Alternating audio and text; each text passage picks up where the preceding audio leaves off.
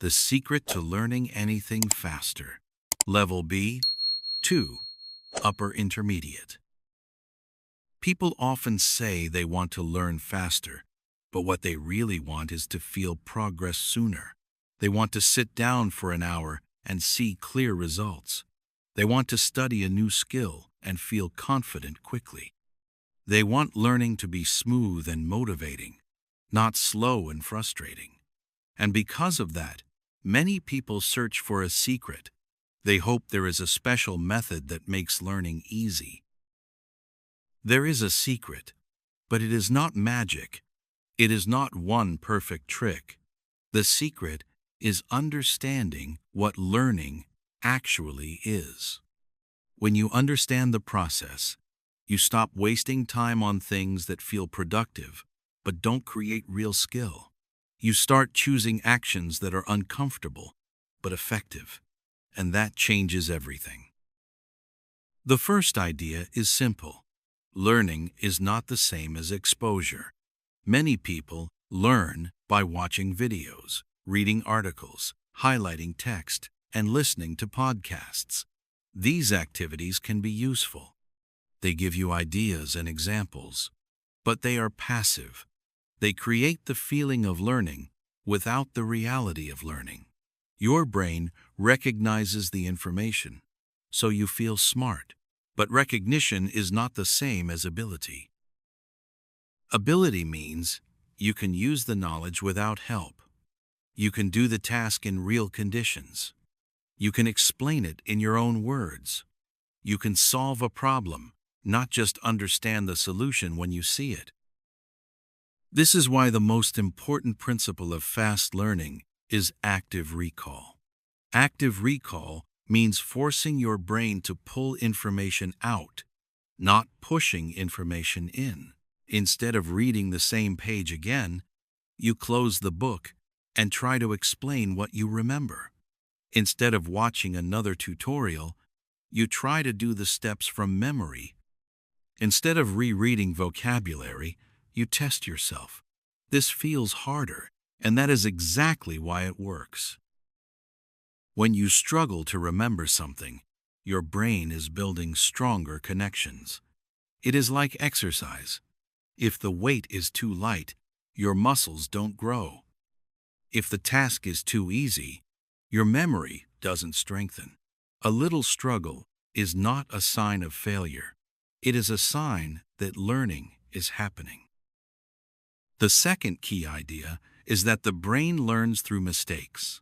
Many people avoid mistakes because mistakes feel embarrassing. They want to prepare more before they try.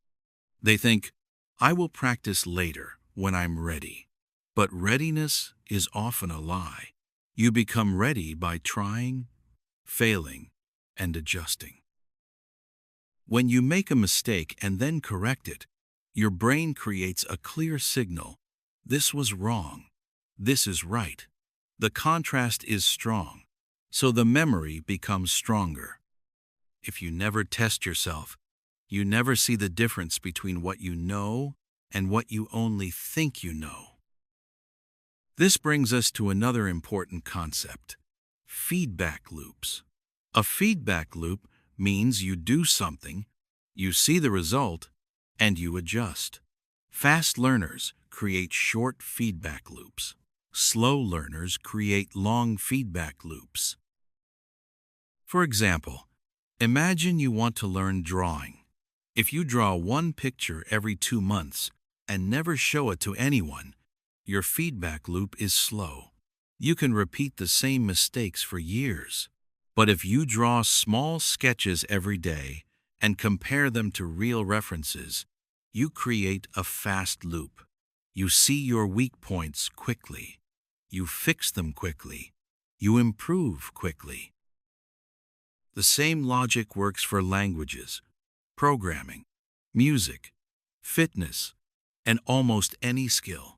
The faster you get feedback, the faster you learn. Feedback can come from a teacher, but it can also come from tests, from reality, or from comparing your result to a standard.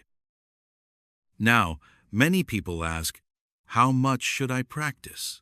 The honest answer is that quality is more important than quantity, especially at the beginning. 2 hours of passive watching is often weaker than 20 minutes of active practice. But the best result comes from both. You want focused practice and repeated exposure, but you don't want endless passive consumption. Here is a common problem. People confuse time spent with progress made. They say, I studied for 3 hours. But what did they do for 3 hours? Did they struggle with real tasks? Or did they mostly watch, read, and feel busy? Busy is not the same as effective. This leads to the third principle, deliberate practice. Deliberate practice means you don't just repeat what you can already do. You choose a small piece of the skill that is difficult for you, and you work on it with full attention. You repeat it, you correct it, and you push slightly beyond your comfort zone. That is how you improve. For example, if you are learning English and you always practice easy topics, you will stay at the same level. You may feel comfortable, but comfort is not progress. If you choose a harder text and practice speaking with new expressions, you will feel slow and awkward, but you will grow. Deliberate practice is not always fun. It is focused work. It demands concentration. That is why many people avoid it. They prefer learning methods that feel relaxing. But relaxing methods give relaxing results. Another key part of learning faster is simplifying the skill. Many people try to learn everything at once. They start a new topic and think, I need all the details.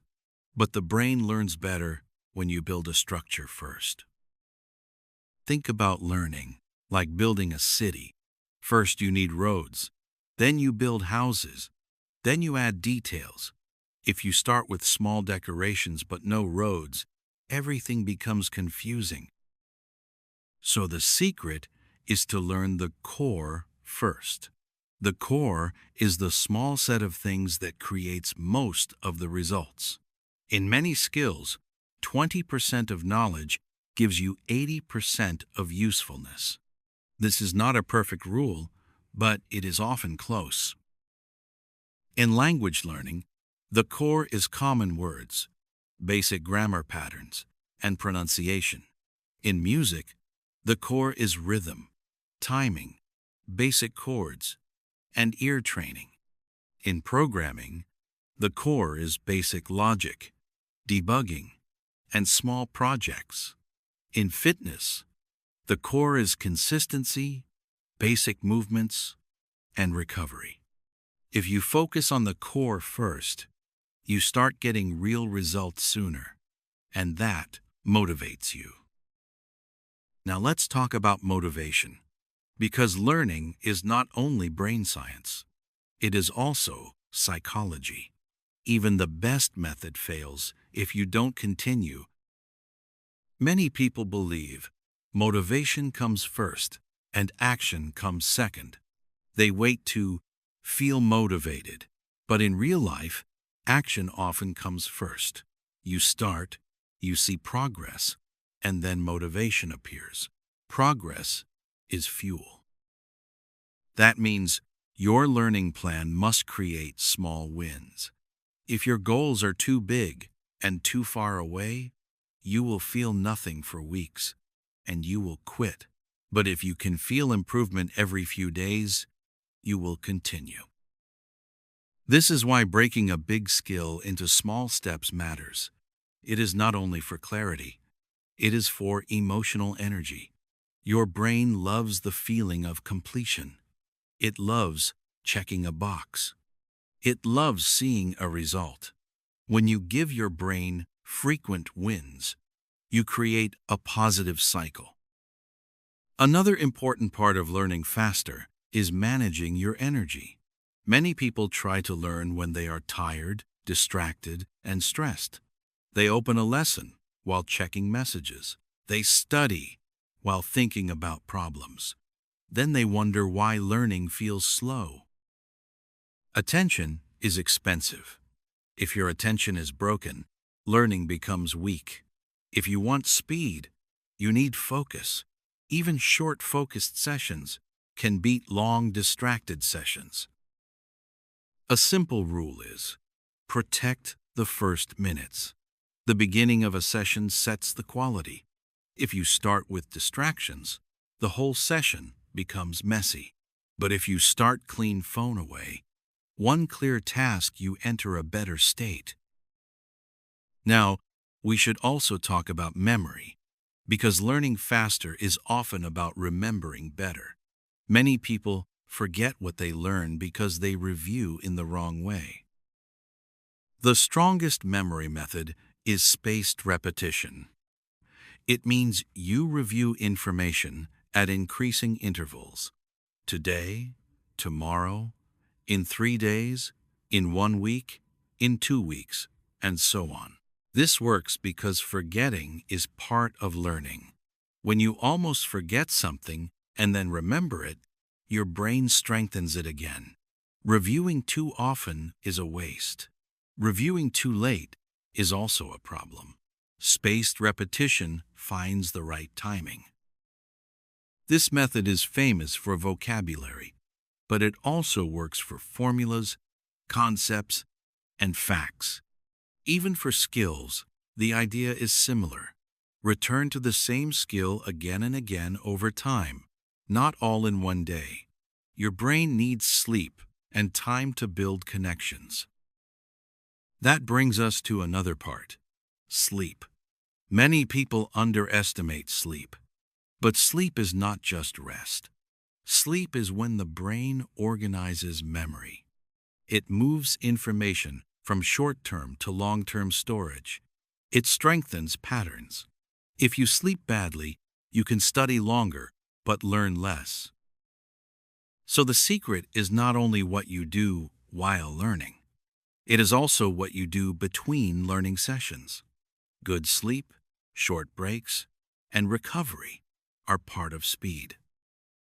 One of the most interesting things about fast learning is that it often looks messy from the outside. People imagine learning as a clean, straight line. Lesson 1, Lesson 2, Lesson 3, and then mastery. Real learning is not like that. Real learning is more like building a map while walking through a forest.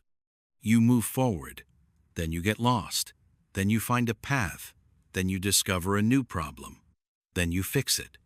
The person who learns faster is not the one who never gets lost. It's the one who gets lost, notices it quickly, and corrects the direction without panic. This is why a powerful learning method is interleaving.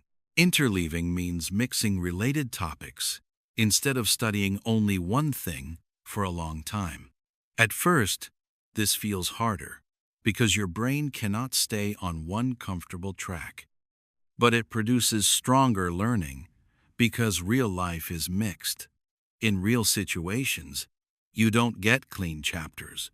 You get tasks that require different skills together. For example, if you learn a language, you don't only use grammar, then only vocabulary, then only listening.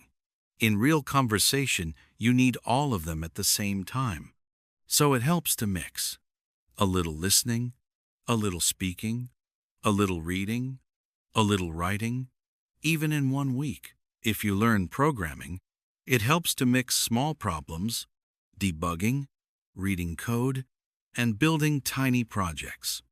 If you learn drawing, it helps to mix anatomy, perspective, light, and composition, instead of doing only one thing for months. Interleaving creates more mistakes at first, but those mistakes are useful. They show you the borders between skills. They reveal what you truly understand and what you only recognize. And because the brain has to switch, it builds flexible knowledge, not fragile knowledge. Another strong idea is learning through projects. Many people try to learn by collecting information. They watch courses and take notes, but they never build anything real. That is like reading about swimming without entering water. Projects force you into reality. They create problems you cannot avoid, and those problems become teachers. A project does not need to be big. In fact, small projects are often better.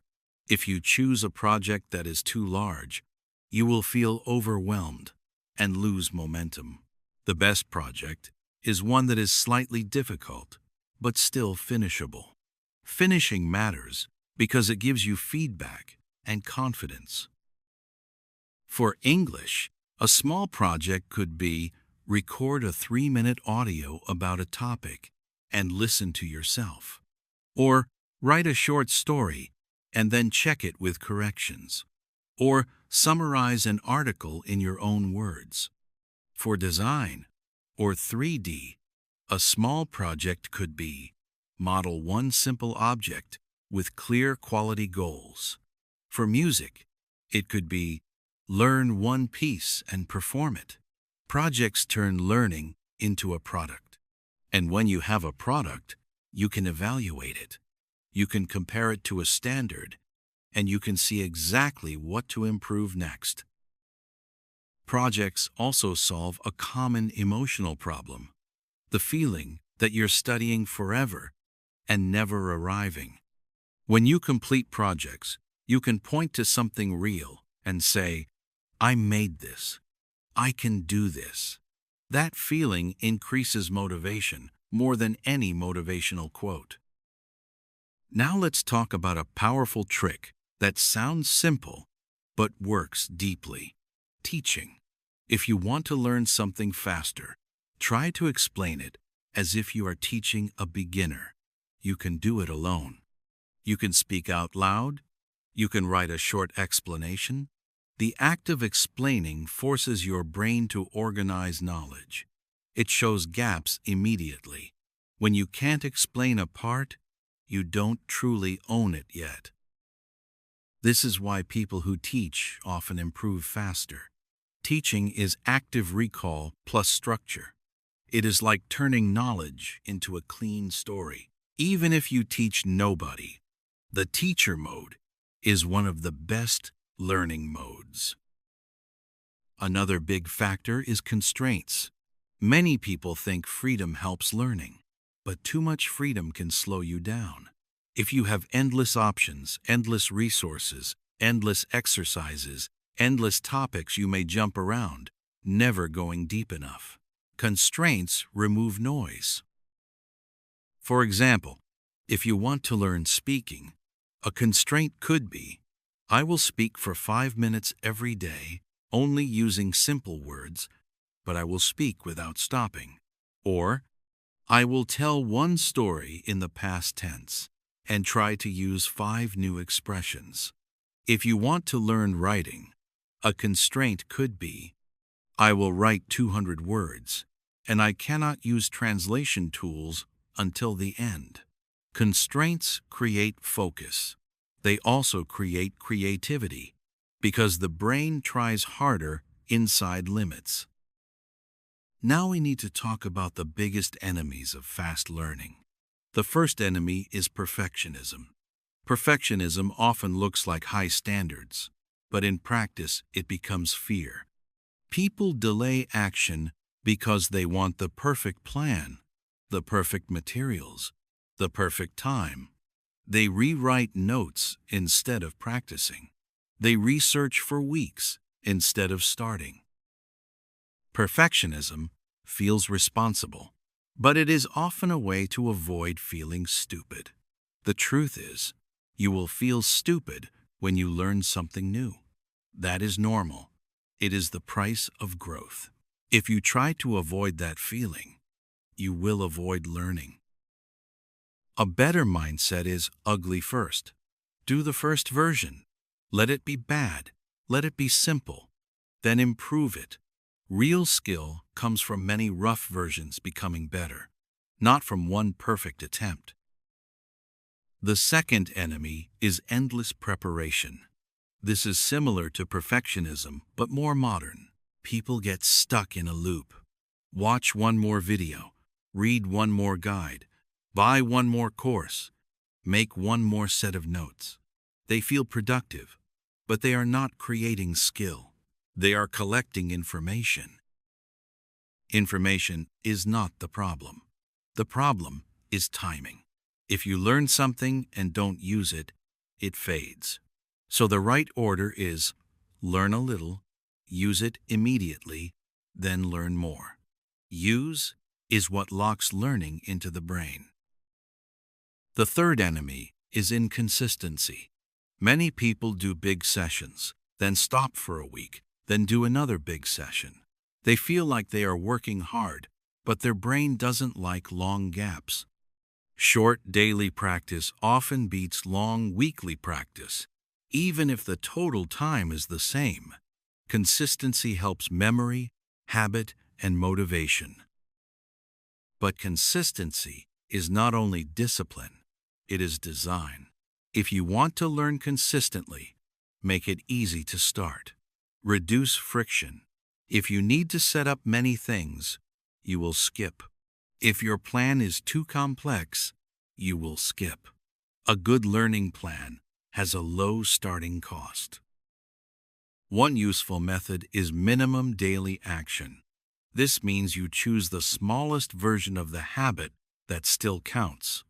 For example, you say, every day, I will do at least 5 minutes. 5 minutes is not enough to master a skill, but it is enough to keep the chain alive. And once you start 5 minutes, you often continue longer. The key is that you build identity. I'm the kind of person who practices daily. Now let's connect all of this into a practical system. Imagine you want to learn any skill faster. You can build your week around 3 simple pillars: input, output, and review. Input means you get material, a lesson, an example, a text, a demonstration. This is useful, but keep it limited. Don't overload. Output means you produce. You speak, write, solve, draw, code, build. Output is where real learning happens. Review means you return to what you learned, using spaced repetition and reflection, so it becomes stable. A powerful rhythm is short input, immediate output, quick feedback, then spaced review. This is the loop. For example, in language learning, you listen to a short piece, then you summarize it out loud from memory, then you check what you missed, then you repeat later. In programming, you read a small concept, then you code a tiny example without looking, then you debug, then you revisit next day. In art, you study one reference, then you draw from memory, then you compare, then you correct, then you do another version later. Notice something important. The loop is active and honest. It doesn't protect your ego. It shows your mistakes fast. That is why it works. Now let's talk about speed versus depth. Learning faster does not mean rushing. It means reducing waste. It means spending more time on the actions that create change. Sometimes going slower in one moment makes you faster overall. For example, if you think carefully, build a strong foundation, and practice deliberately, you avoid weak habits that later take months to fix. This is especially true for pronunciation in languages, technique in music, form in sports, and fundamentals in art and programming. Bad habits can feel like speed, but later they become walls. So smart speed is not pushing blindly. Smart speed is building correctly. Finally, let's finish with a simple Start today approach. You don't need a perfect plan. You only need one good loop. Choose one skill. Choose one small piece of it. Spend 10-15 minutes on input, then spend 15-20 minutes on output from memory. Then spend 5 minutes checking mistakes and writing down the key corrections. Tomorrow, start by recalling the key points before you look at anything. If you do this 4 or 5 days in a week, you will feel the difference. Not because you found a secret trick, but because you stopped doing the slow methods that create an illusion of learning. So the secret to learning anything faster is this. Don't chase comfort. Chase clear feedback. Use active recall. Practice deliberately. Build small projects. Repeat with spacing. Sleep. And keep the loop alive.